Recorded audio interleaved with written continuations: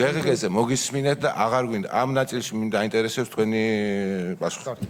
ასე გააჩუმა და აუკრძალა ქართულმა ოცნებამ ბიზნესმენებს მთავარ პრობლემაზე საუბარი. პარლამენტში მისულმა ქართულმა მწარმოებლებმა ფასების კომისიაზე პირდაპირ თქვეს, რომ სახელმწიფო გადასახადები მათთვის მძიმე წნეხია, რომ პირველადი მოხმარების პროდუქტები დღეგისგან უნდა გათავისუფლდეს.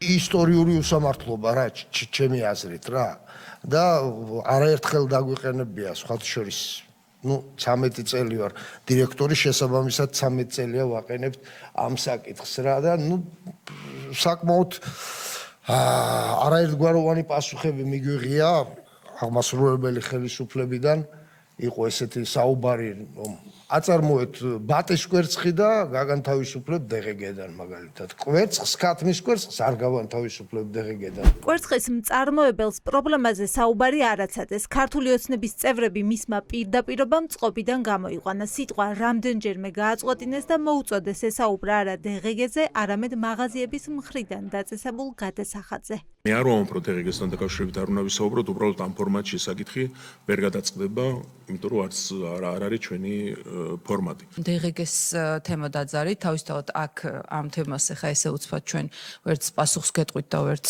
გადავწყვეტთ, თუმცა მესმის თქვენი ლოგიკა, ამიტომ რომ მესმის თქვენი ლოგიკა, კითხვა ესეთი არის. თქვათ და დღეგე რომ ან ნულოვანით რომ დაიბეგროს 18%-ით გაიაფდება თქვენი კვერცხი?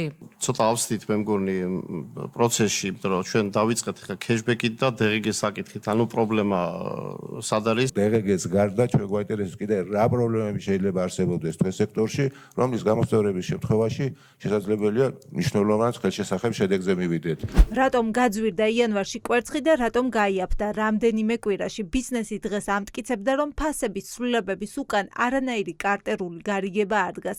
კვერცხის მწარმოებლები ხელისუფლებას თავისი წილი პასუხისმგებლობის აღებისკენ მოუწოდებენ. გავაძვირეთ კვერცხი 9 იანვრიდან. 25 დეკემბერს მოხდა ბატონი პრემიერის გამოსვლა ამ საკითხთან დაკავშირებით და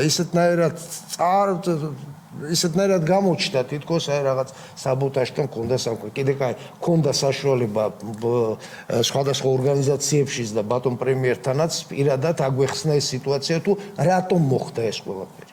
და შესაბამისი ნაბიჯიც გავაკეთეთ რა საიმისოდ რომ ასე ვთქვათ დაუბრუნდით ძველ ფასებს, მაგრამ ეს იმიტომ არ სწორად გამიგეთ. იმიტომ არ დაუბრუნდით რომ ჩვენ ვთქვათ რაღაცა დიდი მარჟა გქონდა ამისი. უბრალოდ დაუბრუნდით ჩვენი მოგების ხარჯზე დაუბრუნდით.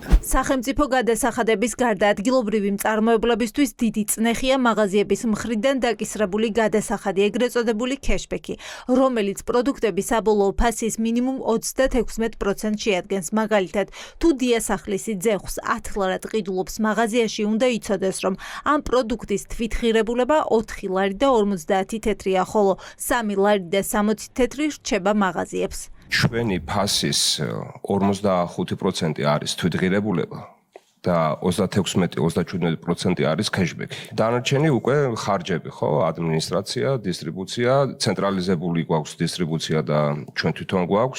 ჩვენ შეიძლება ახლა აქ ვიჯდეთ და აქედან რო გავიდეთ, კიდევ ამ cashback-ის გაზრდაზე ეს იმას ნიშნავს, რომ მოლაპარაკებებში უპირატესობა მათ აქვს.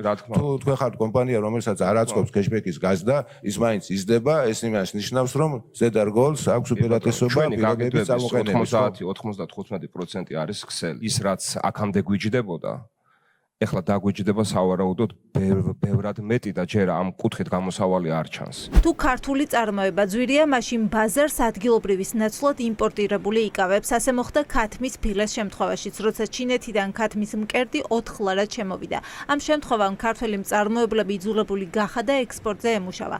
არადა ჩინური წარმოების იაფასიანი ქათმის ხორცი ბევრ ქვეყანაში აკრძალულია. ჩინეთიდან შემოვიდა მკერდის ხორცი დიდი რაოდენობით ძალიან დაბალ ფასად. დაახლოებით 4 ლარის. და ქათმის დაახლოებით მე-13 არის წონით ქათმის მკერდის ხორცი და შესაბამისად ჩვენი გაგვიჩნდა დიდი პრობლემა.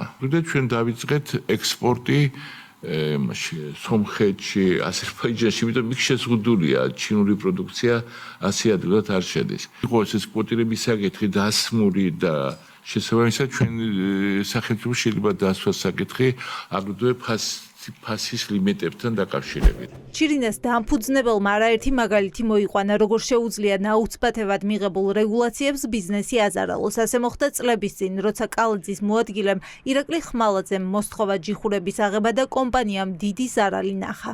ირაკლი ხმალაძე ქალაქის მერის მოადგილე რო იყო, ერჩვენილი თქვენს გითხრა, რომ თქვენი ყველა ეს ჯიხურებიო წითელ ზონაში არისო და წითელი ზონიდან როდესაც აღმოჩნდა შესაბამისად წაიღეთ ახლა აქედან და საწაღვიღო აღარ ვიცოდი და ამიტომ ეს ძალიან შეწყდა რაც შემთთვის დაახლოებით ჩვენი დიდი ზარალი საკმაოდ დიდი რაოდენობით განიცადეთ. ტროტუარებზე იყო განთავსებული და ტროტუარებზე განთავსება იყო მიზეზი, რის გამოც დედაქალაქმა, ასე ვთქვათ, ამ ტერიტორიების გაქირავების ხელშეკრულებები აღარ გააგრძელა.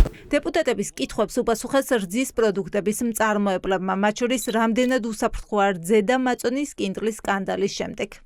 იაფი ღირებულების საკვებს ყიდულობს და აწვის აი ამ შემთხვევაში რაც ვახსენე ქათმის ნაკელი ხორაზე ძალიან დიდი დავაქვთ თქვენ კომპანიასთან ეს კიდევ უფრო მინიმუმის მინიმუმზე დაყავს პრაქტიკულად ამას პროდუქციის ფასი და აქედან გამომდინარე გელაპარაკებით და გითხეთ მე თქვენ და რა თქმა უნდა 2019 წლიდან ამ საკვებს აღარ ვიყენებთ, მაგრამ ის რომ ვიყენებთ ჩვენ საკუთარ მიწებზე მოყვანილ ესე ვთქვათ, ნედლეულ საკვებად სულაც არ ნიშნავს იმას, რომ ხაჭს მინიმუმამდე დასწევს, იმიტომ რომ იმ ნედლეულის მოსაყვანად ჩვენ ვამუშავებთ მიწას, ვქირავთ ტექნიკას. როგორ ფორმირდება ფასები, როგორც აღმოჩნდა საპარლამენტო კომისია ამის გარკვევას მარტო ვერ გაუმკლავდება. დღის ბოლოს ოცნება მიიღო გადაწყვეტილება, რომ დაიქირავებენ საერთაშორისო კომპანიას, რომელიც სუსის მთავრობის ადმინისტრაციის კონკურენციის სააგენტოსა და საპარლამენტო კომისიის პარალელურად დაადგენს, რა იწვევს ფასების ზრდას.